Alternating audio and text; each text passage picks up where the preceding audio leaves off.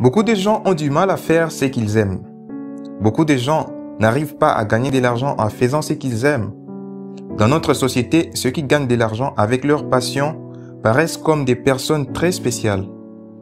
Alors, c'est quoi votre passion? Comment vous la découvrez? Et qu'en faites-vous? Et comment gagner de l'argent en faisant ce qui vous passionne? Nous répondrons à toutes ces questions dans cette vidéo. Si vous n'avez pas de passion ou si vous en avez une et que vous ne savez pas quoi en faire, c'est la vidéo parfaite pour vous. Restez jusqu'à la fin pour découvrir comment faire ce que vous aimez et gagner de l'argent en même temps. Bienvenue sur Jeune Riche Monde. Nous avons entendu certaines personnes se plaindre de ne pas avoir des hobbies ou des passions. Il leur semble que rien ne les passionne. Trouver sa passion est un problème courant que les gens traversent. Si vous ne savez pas à quoi ressemble la passion, vous n'allez jamais la découvrir. La première étape consiste donc à comprendre à quoi ressemble la passion. Ok, tout d'abord, savez-vous ce que signifie réellement passion?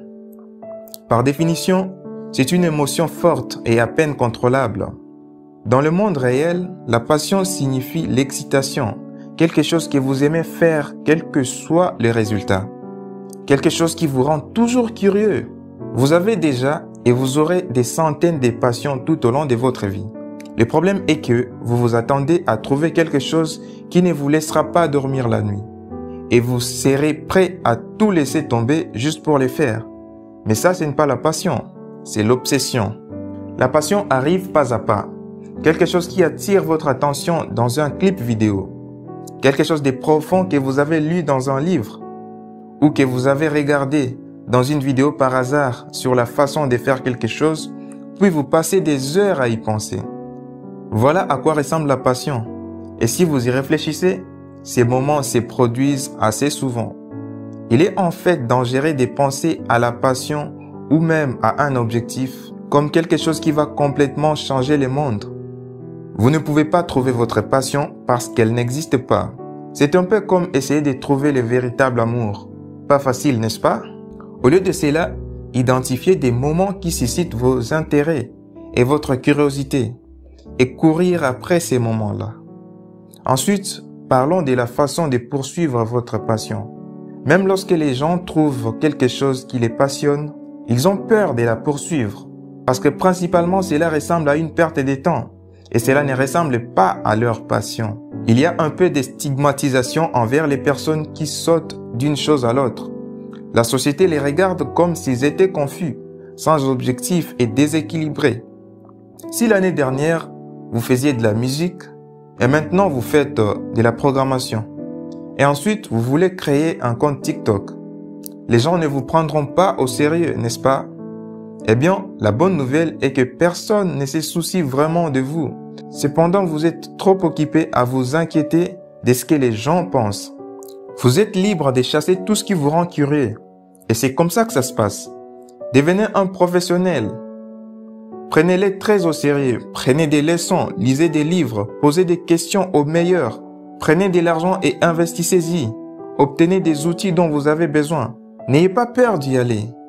Et si à un moment donné, cela cesse de vous exciter, mettez ces outils de côté et faites un pas en avant. Certains disent que c'est une perte de temps et de l'argent. Cela ne l'est pas.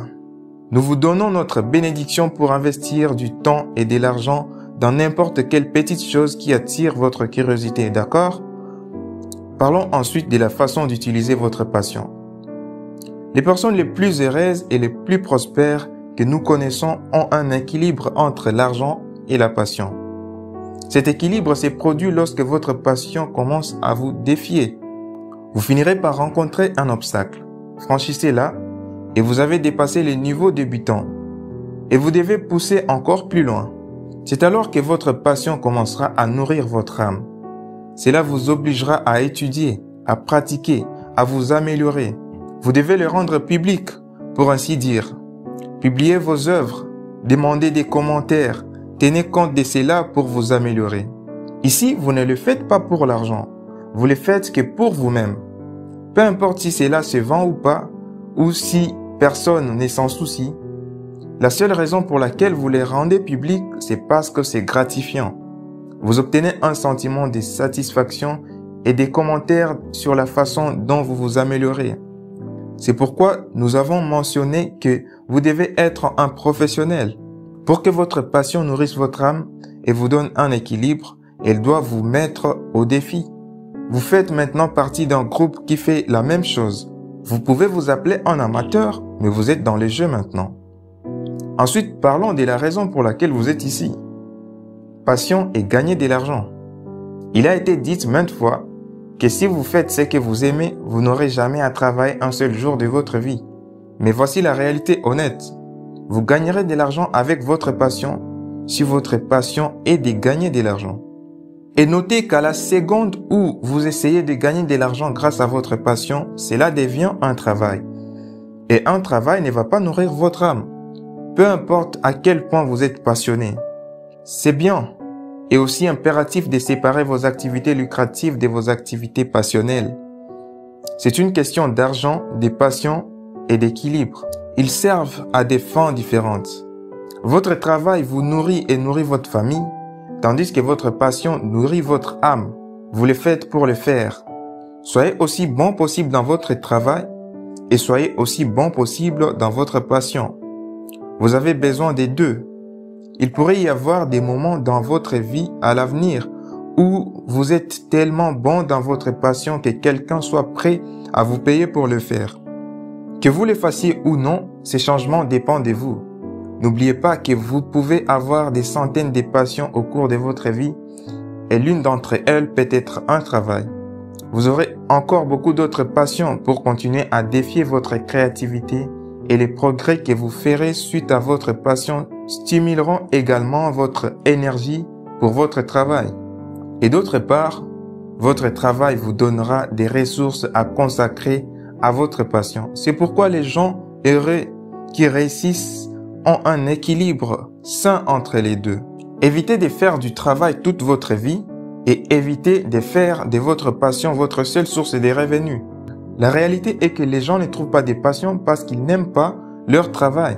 Ils espèrent trouver quelque chose de si intéressant, de si étonnant, de si gratifiant financièrement qu'ils n'auront pas l'impression que c'est un travail.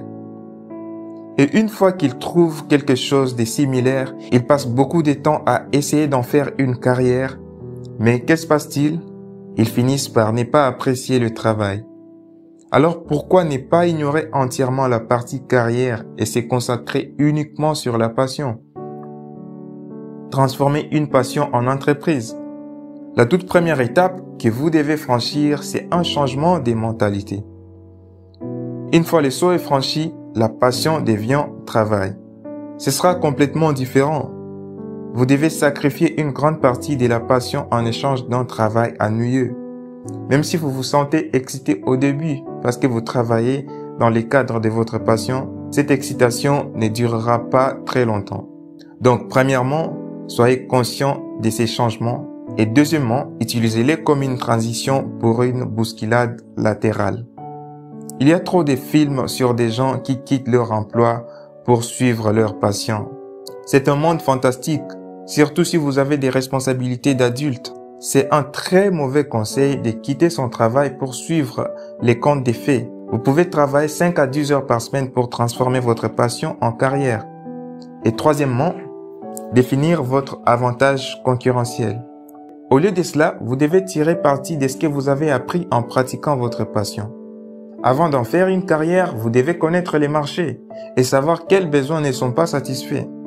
Vous devez savoir comment mieux faire les choses. Encore une fois, c'est pourquoi nous savons que vous devez prendre chaque passion très au sérieux dès le début. Et le quatrième pilier, ce sont les compétences. Utilisez les compétences que vous avez acquises dans votre travail habituel parce qu'au début, vous ferez presque tout vous-même. Et le cinquième, et c'est le plus important d'ailleurs, commencez avec un client qui vous paye. Vous devez prouver la demande avant de vous lancer. Si vous trouvez une personne prête à vous payer, alors vous pouvez vous lancer. Merci d'avoir suivi cette vidéo, jeune riche. Si vous l'avez trouvé utile, pensez à vous abonner à notre chaîne pour rejoindre notre formidable communauté.